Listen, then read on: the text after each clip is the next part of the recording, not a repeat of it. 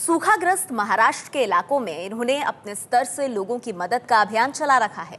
लेकिन देश के नेता किस कदर सूखे से परेशान लोगों के जख्मों पर नमक छिड़कने का काम कर रहे हैं, उसकी 3 तस्वीरें आपको दिखाते हैं।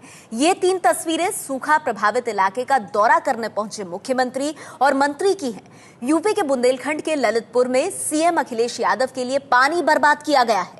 ललितपुर में हजारों लीटर पानी सीएम के दौरे के लिए बर्बाद कर दिया गया। दूसरी तस्वीर है कर्नाटक की, जहां बागलकोट जिले का दौरा करने गए मुख्यमंत्री सिद्धारमैया को धूल से बचाने के लिए रोड पर पानी बर्बाद कर दिया गया। कर्नाटक का बड़ा हिस्सा सूखे की चपेट में है। और तीसरी तस्वीर सूखाग्रस्त महाराष्ट्र की है, जहां मंत्री एकनाथ खड़से के दौरे के लिए हेलीपैड बनाया गया। लाखों लीटर पानी बर्बाद कर दिया गया। लोग बूंद बूंद पानी के लिए तरस रहे हैं और नेता हैं कि पानी बर्बाद कर रहे हैं।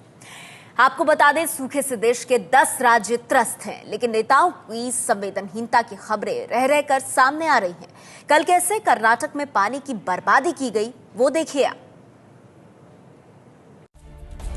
सड़कों पर टैंकर से पानी बहाने की तस्वीरें बेंगलुरु से करीब 500 किलोमीटर दूर कर्नाटक के बागलकोट की हैं। सड़क पर पानी इसलिए बहाया जा रहा है ताकि राज्य के मुख्यमंत्री सिद्धारमैया के काफिले को रास्ते में धूल का सामना न करना पड़े। देश में 10 राज्यों के 254 जिले इस वक्त सूखे की चपेट में हैं। केंद्र सरकार के मुताबिक देश में कुल 33 करोड़ आबादी सूखे से प्रभावित है। कर्नाटक के 30 में से 12 जिलों में गंभीर सूखा है। उत्तर कर्नाटक के इन जिलों में पिछले 3 साल से सूखा पड़ा हुआ है। मुख्यमंत्री सिद्धारमैया बागलकोट जिले के बाडागांडी गांव में सूखे का हाल जानने पहुंचे थे। किसानों से भी मिलना था, लेकिन सीएम का ज्यादा वक्त अधिकारियों से बातचीत में ही बीता। गांव वालों ने जब बर्बाद किए गए पानी के बारे में शिकायत की तो उन्होंने सिर्फ इतना कहा कि मैं कलेक्टर से कहकर इसकी जांच कराऊंगा। एबीपी न्यूज ने पिछले दिनों जब कर्नाटक में सूखे की पड़ताल की तो पाया कि स्थिति बहुत ही खराब है। बीदर जिले के गाँव में तो 1 घड़ा पानी भरने में 1 घंटा लगता है। बीदर के प्रसिद्ध नरसिंह मंदिर में पहले प्राकृतिक झरने बहते थे, लेकिन अब वो सूख चुके हैं। स्थिति ये है कि भगवान के दर्शन तक बंद कर दिए गए हैं। जिस राज्य में पानी की कमी का ये हाल है, वहाँ मुख्यमंत्री के काफिले को धूल का सामना न करना पड़े, इसलिए सड़कों पर इस कदर पानी बहाया जा रहा है। पिछले हफ्ते ही महाराष्ट्र के मंत्री एकनाथ खड़से भी जब सूखा प्रभावित लातूर के दौरे पर गए थे तो उनके लिए हेलीपैड बनाने में 10,000 लीटर पानी बर्बाद हुआ था। लातूर में सूखे के दौरे के दौरान सेल्फी को लेकर महाराष्ट्र की मंत्री पंकजा मुंडे भी विवादों में रह चुकी हैं। तो भयंकर सूखा, 10 राज्य से प्रभावित और नेताओं की संवेदनहीनता कुछ इस तरह सामने आ रही है। बड़ी बातें सूखे से संबंधित क्या है, किस तरह के सूखे के हालात देश भर में बने हुए हैं, आइए उस पर नजर डालते हैं। आपको बता दें, देश के 10 राज्यों के 254 जिले सूखे की चपेट में हैं और ये आंकड़ा खुद केंद्र सरकार की तरफ से दिया गया है। 10 राज्यों की 33 करोड़ आबादी सूखे से ग्रस्त है, भयंकर सूखे की मार झेल रही है और देख रही है अपने नेताओं और सरकारों की तरफ कि सूखा दूर करने के लिए वो क्या करेंगे। महाराष्ट्र के मराठवाड़ा में आपको बता दें, सबसे ज्यादा सूखा पड़ा है। लातूर में ट्रेन से पानी पहुंचाया जा रहा है। इतना ही नहीं, लातूर में भयंकर सूखे के चलते धारा 144 तक लगाई गई पानी भरने की जगहों पर। इसके अलावा कर्नाटक, छत्तीसगढ़, यूपी, मध्य प्रदेश और राजस्थान में भयानक सूखा पड़ा है। इतना बुरा हाल है, देश के 10 राज्य सूखे की चपेट में है। 33 करोड़ लोग प्रभावित हुए हैं इस भयंकर सूखे से। और आपको बता दें, धर्मगुरु राष्ट्र संत भय्यूजी महाराज आजकल 2 वजहों से चर्चा में है। महाराष्ट्र का मराठवाड़ा जब सूखे से करा रहा है, तब भय्यूजी महाराज लोगों के लिए काम कर रहे हैं। मराठवाड़ा में सूखे से निपटने के इंतजाम से वो नाखुश भी हैं। भय्यूजी महाराज ने हाल में सार्वजनिक जीवन से संन्यास की बात भी कही है। कभी अन्ना हजारे के अनशन के मंच पर, कभी मोदी के उपवास पर दिखने वाले भय्यूजी महाराज सूखे के हालात पर हमसे बात करेंगे। हम भय्यूजी महाराज से उनके निजी जीवन और सार्वजनिक जीवन से संन्यास पर भी बात करेंगे। और हमारे साथ राष्ट्रसंत भय्यूजी महाराज जुड़ गए हैं इस वक्त। स्वागत है आपका भय्यूजी महाराज जी एबीपी न्यूज में। सबसे पहले मैं आपसे ये जानना चाहूंगी, मराठवाड़ा जिसके लिए आपने इतना काम किया, किसानों के लिए, सूखे से निपटने के लिए, वहां आज इतने भयंकर सूखे के हालात क्यों बन गए हैं, आपको क्या लगता है?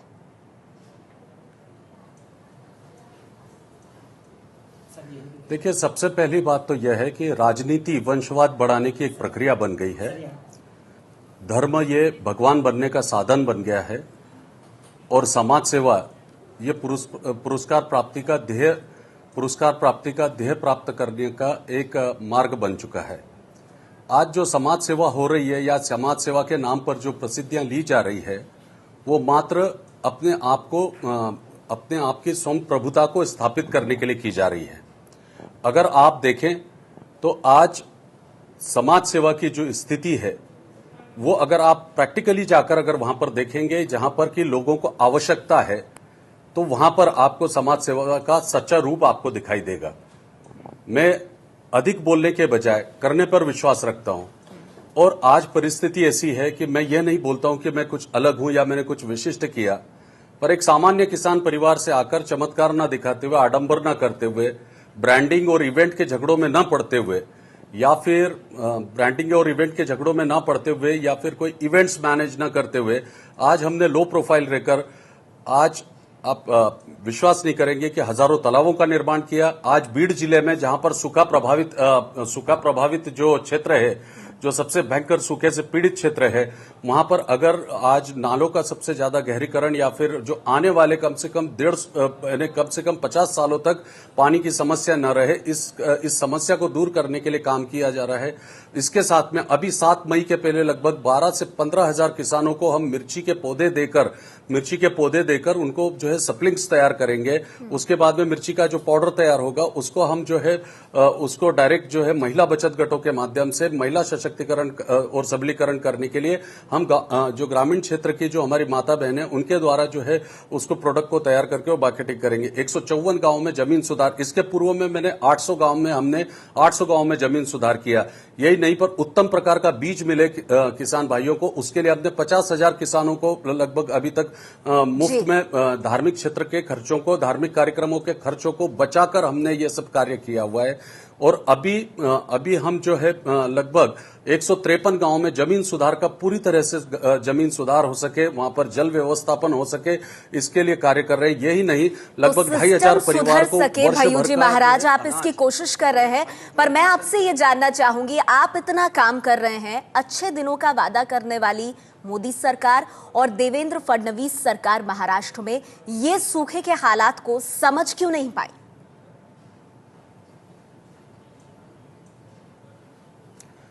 मेरे ख्याल से सरकार अपनी तरह से कोशिश कर रही है, पर अभी देखिए सबसे बड़ी बात यह कि प्रत्येक क्षेत्र में जिस तरीके से बाजारीकरण हुआ है, उस बाजारीकरण के चलते हुए अपन एक तरफ देखते हैं कि लोगों की भी सोच बदलना बहुत आवश्यक है, समाज की सोच बदलना आवश्यक है, मानसिकता बदलना आवश्यक है। मेरे निवृत्ति के पीछे या फिर मेरे जो ये डिक्लेरेशन है इसके पीछे एकमात्र उद्देश्य है कि कहीं ना कहीं पर मैं समाज की सोच को बदल सकूं, मैं समाज की आंखें खोल सकूं, कहीं ना कहीं उनको एक ग्लानि हो सके। आप 15 दिन पहले का आप किसी भी अपने संवाददाता को बोलिएगा कि जो है उस्मानाबाद जिले में एक महीने पूर्व में एक दलित दंपति ने आत्महत्या की। 15 दिन से उनके घर पर खाने को नहीं था, उनके 4 बच्चे घूम रहे थे सड़क पे। मैंने 15 से 20 दिन पहले अस्पताल में मेरी माताजी जहां एडमिट थी वहां पर उन बच्चों को गोद लिया।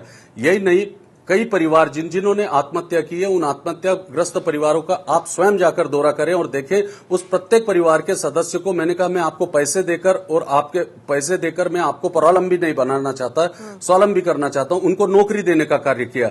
मेरा प्रश्न यह है कि समाज के पास में आज लाखों रुपया ऐसे गुरुओं को देने के लिए है कि जिनका राष्ट्र, समाज और मानवता के लिए कोई योगदान नहीं है, ना ही कोई विचारधारा है, ना ही ऐसी कोई फिलॉसफी है जो रिफॉर्म्स कर सके।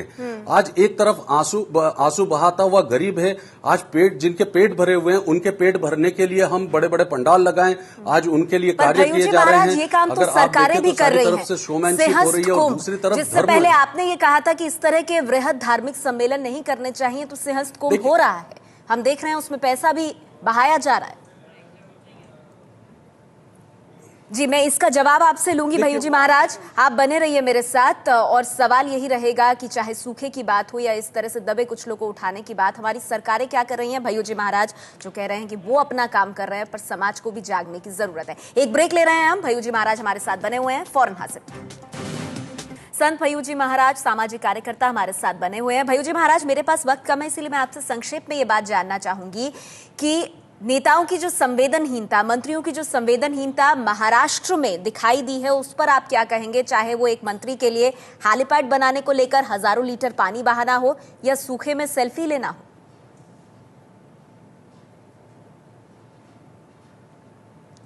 देखिए, मेरा बहुत एक स्पष्ट मत है कि संवेदनशीलता और समाज की जो अपेक्षा है या फिर जो आवश्यकताएं हैं, उसको आज चाहे राजनेता हो, समाजसेवी हो, धर्मगुरु हो, इन्होंने समझना बहुत आवश्यक है।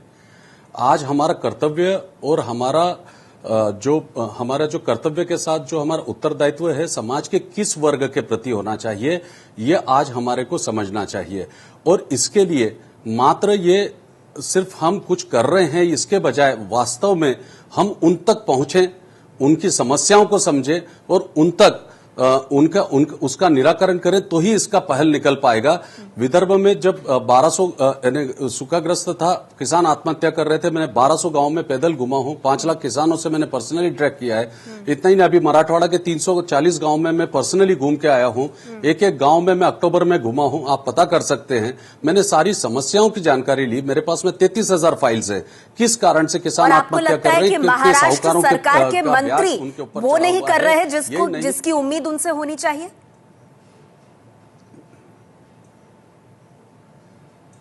देखिए, मात्र मंत्रियों का प्रश्न नहीं है। मेरा यह मानना है कि समाज के जो एक बड़ा तबका है या फिर समाज का एक बहुत बड़ा यह है, इस सूखे को कहीं ना कहीं पर इनकैश करने में लगा हुआ है प्रसिद्धि के लिए।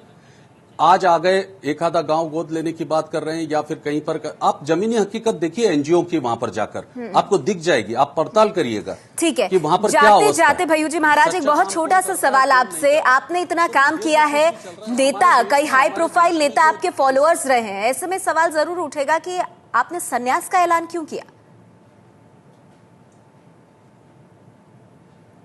देखिए, मेरे पास में अगर आप पिछले 10 वर्ष के मेरे पास का जो डोनेशन का हिसाब देख लें, जब से मैंने शुरू किया है, और उसके बाद में जो मेरे पास का जो रिसोर्सेज था वो देख लें। आज सबसे बड़ी बात यह है कि अगर हम अच्छा काम करने जाते हैं तो आज हमारे परिवार, मैंने शिष्य परिवार से ही लोगों पूछते हैं कि हमारे खर्चे का क्या होगा। देखिए, मानसिकता बहुत बदल गई है आज समाज सेवा के लिए, जो अगर आपको काम करना है। दूसरी बात यह है कि अभी तक मैंने जो काम किया, जितने भी मेरे रिसोर्सेज थे, मेरे जो लिमिट्स थी, वो उसके हिसाब से मैंने काम किया है। अब मेरे पास में मेरी कैपेसिटी, मेरे रिसोर्सेज सब खत्म हो गए। मैं अब गरीबों की भावनाओं से नहीं खेल सकता या फिर उनकी भावनाओं को झूठे आशा नहीं दिखा सकता। बाजारवाद के इस युग में कहीं ना कहीं पर मैं अपने आप को अनफिट और जो है घुटन महसूस कर रहा था। इसलिए मैं सोच रहा था कि अगर हम किसी के साथ आगे चल के न्याय न कर पाए, अगर हमारी कैपेसिटी खत्म हो चुकी है, अगर हमारे लिमिटेशंस खत्म हो चुके हैं, तो इससे बेहतर है कि हम बाजू में रहें और बाजू में रहकर ही प्रार्थना करें कि भगवान जो है सबका कल्याण करे। अभी हमने जो कुछ संकल्प लिए उसको पूरा करेंगे। लातूर में अभी हम 500 लेकिन आप कह रहे हैं कि अब उतने संसाधन मौजूद नहीं है कि इस काम को और आगे बढ़ा पाए। बहुत बहुत शुक्रिया भय्यू जी महाराज आपका हमारे साथ जुड़ने के लिए। सवाल ये भी है कि इतने राजनेता जो आपके अनुयायी हैं, आपके द्वार आते रहे हैं, अगर उसके बाद आपको ये कहना पड़ रहा है तो सोचने की जरूरत है कि जो समाज की भूमिका और जो राजनेता और हमारी सरकारों की भूमिका है वो कहाँ कमजोर पड़ रही है। शुक्रिया भय्यू जी महाराज आपका हमारे साथ जुड़ने के लिए।